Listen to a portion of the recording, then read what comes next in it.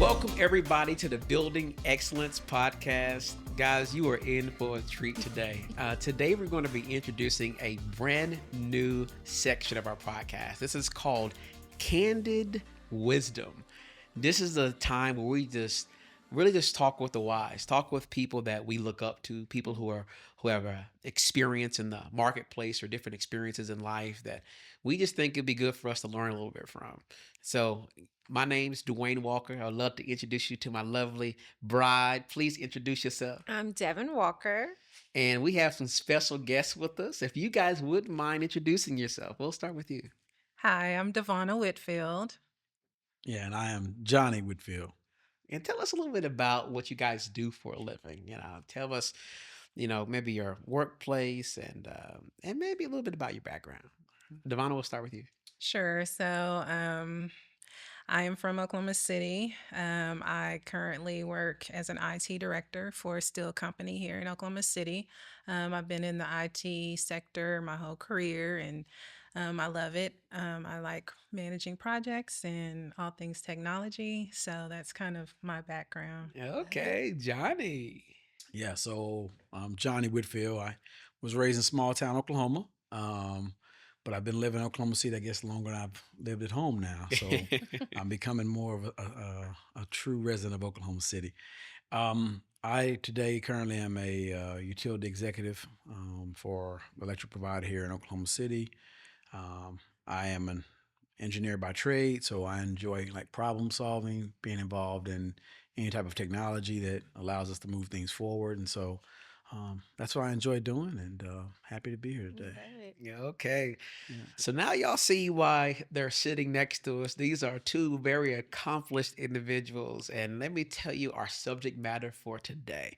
We're going to be talking about parenting. So for all current parents, aspiring parents, accidental parents, hey, this section is going to be for you. So me and my lovey, for those that don't know who she is, that's my wife. I call her my lovey, okay? So me and my lovey, we actually wrote up a few questions. They don't really know what these questions are. We never have explained these questions to them in full. And so we want to just share a couple of our questions, and we hope that honestly we'll learn a little bit from them. We hope you do too. So I'll kind of kick things off. I think it'd probably be good for us to just learn a little bit about just your parenting background, So tell us a little bit about your kids, Devonna, I'll start with you. Oh, okay. So we have three daughters. Okay. Our oldest, Gabrielle, she's 18. We have a middle daughter named Grace, and she's 15. And our youngest, Gianna, just turned 11. So those are our three little ones. our Okay, big Lovey, ones. what you got first? Come on. Well, the question I want to ask first is, what are you celebrating in your parenting season right now with the three of the girls? So the big one right now, like I said, our oldest, 18, she just graduated high school. So that's a big That's big big. milestone for That us. is big. Yeah. huge. So, but bittersweet because she is leaving for college in a couple of weeks. So yeah, that's what we're celebrating as a family right That's now. awesome. hmm Man, Yeah, and so we please. celebrate the idea that we have our oldest graduating high school, but even our youngest just finished elementary. That's So when true. you think about, Oh, we were sure. no longer, we've been going to this elementary school for 12 years. Wow. And now all the kids have gone through that. So it's kind of like, we're really officially done with that season of life. hmm And so that part of it, I think, is pretty Mm-hmm. cool and neat as well. No more elementary. I Yeah. know. Yeah. I Oh, know. wow. Okay, so y'all have to tell us a little bit about this season. So how does it feel to you personally, having one child about to leave the house and go to college, and then you're having one child leaving elementary. Now, all three of your children are done with elementary. Is there any emotional toll, or is there anything mentally that you had to go through there? I think you do go through that emotional Mm. roller coaster of your children are getting older, Mm. and these are like moments in your face, like, yes, they are getting older. Yes, they're not in elementary anymore. Yes, they're not in high school Yeah. anymore. Like they're like reminders that they are growing older. They are getting more independent. And so it is kind of bittersweet. But I mean, I'm celebrating it. I'm trying to. Yeah, I Mhm. I heard try to that. tell As myself much that. as Right. you can. Like, this is a win, right? Yeah, it's just a new season, and I Yeah. just have to embrace it. Yeah. Yeah. Johnny, anything you want to share there? Yeah, I think for me personally, it's probably like Devon described. It's been a range of emotions, right? Mm. You're extremely excited for them. Hmm. You're happy for them. But the other part is like you put a lot of energy and effort um to basically push. It feels like you're pushing your child away. Mm. It's kind of like the bird pushing the baby out the nest. Oh, And you think about how much energy and strength it takes to do that because you have to at yeah. that point hope that they can fly. And so in that, you're very maybe reserved and concerned on the inside, That's but so you're good. excited for the opportunity to watch them soar. And Hmm. so for that reason, there's just a lot of emotions that go with that, and even the idea of you leave the elementary school for the last time, and I've thought about we went to the fifth grade program and they're singing the songs that you've heard for 12 years Wow. and they're reciting the school creed and all these things that you've kind of heard and just taking for granted a little bit and you go, that's it. Hmm. And I'm thankful for it because I believe the things that they learned in those period in that stage of life has allowed my other two to advance. And now I'm just like, okay, now it's the last one. And so I just think just the whole roller coaster ride of it all is probably more than I was prepared for, honestly. Mm. Hmm. Well, that Yeah. was a question that I had. I Yeah, had a please. question about what roles did your community play? So, like your friends and your family, but it sounds like even their school played a role. Oh yeah. And so, what like your family and friends, did anybody play a role in your parenting? I would say, yeah. I mean, of course, it takes a village. I mean, Mm. our extended family, our parents, um, our church has been a big important part of Hmm. the children and the school. Like Johnny said, we had been at the same elementary school. We've been in the same district for a long time, and so just being for them to be surrounded by like their friends and just seeing the Yeah. growth of that through schools and through ages and all of that. I mean, all of that has played a part So in cool. them. I love that. Yeah. Let me ask you this. Um, there's several parents that I feel struggle with trying to figure out the best environments to help create that village. Okay. You guys mentioned several pieces. You mentioned school, you mentioned parents and Church. church. Like, what specifically, if you can think of, like, here's what the church did or is doing, I think, is how they're supporting us, or Yeah. here's kind of how our parents are supporting us, or whoever that support system is. I would love to know kind of how they're supporting, because I think it'll help us see, okay, here are some pillars that we think will help us, you know, shape our kids best for, positive outcomes. What would you say? So I first would maybe step back a second and say I think it starts with parents being able to first define what their values are Mm. and saying this is what we want for our children. And as you define those things, you're able to then understand how those other pieces fit Hmm. into that Ah. puzzle, right?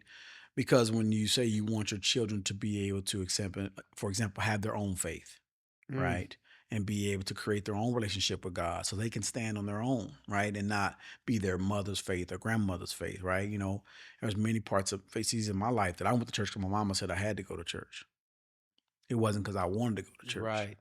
And so finding a spot where they could grow that they wanted to go to and they felt like they were learning and they could share and articulate what their relationship with God was critically important for us.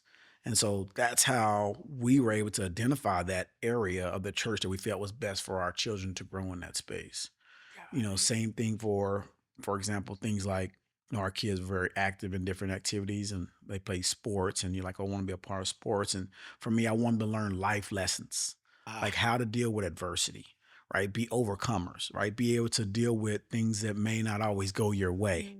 and sports was creating an environment where they could experience that and they could be challenged. But like we spoke to earlier, always being also being able to fail in that, but also be able to celebrate in your success. Wow. And so I feel like that sports arena gave us that environment for those like characteristics or attributes to be developed. And so for me, I think it goes back fundamentally to what is your values? What do you want? Because if you don't have that defined, you could easily have people that enter into that space and direct or try to lead in a way that doesn't align with what you want. And that Mm-hmm. creates conflict, right? So good. And so that would be my answer. Wow. If I could So good. recap that, yeah, that was really good. So tell me if I heard you correctly. Yeah. Um, so you got to be very intentional with the village that you want to put Yes. surround your Mm, that's children true. with, That's true. Mhm. and your intentionality should be based on your values. And you gave Yes. us a couple of examples of those. Like, okay, we wanted our children, we valued having our children having their own faith. Right. So therefore, we selected a church and maybe even particular programs within the church probably to put them in so that they can cultivate that. Yes. Mm-hmm. And then another value was maybe we want them to have some resiliency. And so, okay, sports is a great way to produce that. We want them to learn how to win and fail and how to overcome and be challenged and overcome. And so, sports was a good vehicle for that. Wow. Okay. All right. That's a great takeaway. Have intentional values Mm-hmm. and then select people in your village uh, that are going to help shape those things. Okay, I just Mm-hmm. know there have been some several times in my upbringing where, yeah, I was just around some randoms, and it didn't produce some good fruit. Yeah. Right. So really being intentional with who you're surrounding your kids with, the village, and what are some watch outs? Like, how do I know if my children may be around the wrong village? Mm. That's hard. Mm, I would say maybe just the communication ah, with your kids. I mean, if you have that relationship with them, you know if things are different, you know if they're not thriving in a certain environment, if they're struggling. Um, we've had some situations, and this would not be a traditional situation, but like with one of our daughters in her school, her class, she wasn't thriving. mm, Just the whole classroom environment was not good for her. And so we had to be intentional about saying, like, that's not what we want for her, and we had to be intentional about the steps we took to make Mm-hmm. sure that she was in a better place for her growth. And so just things like that, just being in tune with your kids, which again, it may not always happen perfectly. There will be seasons where they're not as close as you would want them, but just being intentional about that communication to understand, like, where they are in their environments, to understand if they're thriving or not. wow, that's really good. It is. Yeah, and I think that's really great because it's a fine line with that, right? Because you need to be intentional because at the end of the day, if you allow it to happen, it will happen. And so for us, I think when Devon talked about the idea, we had to get involved with the school and be engaged and involved Hmm. so that we can ensure that the outcomes that we desired was really happening. And so not letting things happen by chance.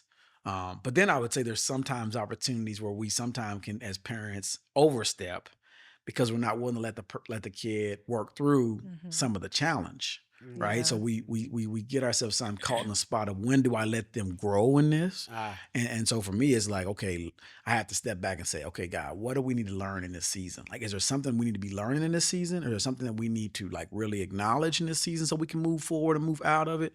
Or is like, and there's been times like, no, they need to go through this. Mm. This will build them up. And so, you have to be careful that you don't become that what's called helicopter Helicopter parent, parent. right? That you're trying to, yeah. manufacture everything in the way that you think it needs to be. Yeah. And so Mm, that's the balance in it that I'd say is Mm-hmm. hard. And so having that conversation around, okay, does this still align with our values? Does this still allow us to achieve the outcome that we desire? Is really foundational to all the conversation that we've had to have in order to decide like how do we handle the situation. mm. I love Mm-hmm. that. Just making sure that your children are in environments where they're thriving. Don't become the helicopter parent, but do your best to, keep that relationship, keep communication so that you can recognize if they're not thriving so you can do something about it. Right. Mhm. Love it. All Yep. right, let me give y'all a new question. Okay. This was one of my favorite questions because parenting's hard, It man. It It's is. hard. is. I know we've learned a lot, and I would love to know this about you guys. Can you share a challenging parenting moment and how you overcame Oh. Um, Yeah. it? I know so it's so I like, would say for me, probably the most challenging part of my parenting is overcoming the way that I communicate with my daughters. mm, Um, being direct, yeah, being pretty demonstrative. mm. Um, I was raised with directness, and there was not a lot of tolerance that was given in that. Um, I've parented with that same style, Mm. and in ways it hurt the relationship because I didn't allow room for both sides to really be heard, or I wasn't a welcoming um, of what was happening. Yeah. And so for me, it's really, and I'm still in that season, right? If we're just being honest, I'm still in Mhm. that season of learning how to um, showcase more compassion and Mm. exhibit grace Okay. when when things don't go as daddy planned or daddy wants them to, right? And so that's what I would say is for me one of the biggest hurdles and obstacles that I'm having to overcome is learning to lead in that way. So, if you were to talk to your brand new parent self, and your Oh, first baby about to happen, and that's you good. whisper into your own ear, what would you tell yourself that you believe it would help you to lead differently? Do Um, this, do that. Don't do this, don't do that. I probably would tell you to tell myself to first, um, it's going to be okay. So good. Um, That is Just good. starting there, yeah, it's going to man, be it's gonna be all okay, right. and there's nothing that will happen, or like for me, I can get caught into like perfectionism, Man, yeah. and like wanting them to be like the best or be Yeah. that, and so not being comfortable Mm, Mhm. enough yeah, to allow that to be okay, yeah. right? Because yeah, they spilled this, or yeah, they didn't do this, or yeah, they didn't pick up that. Is that really the end of the world?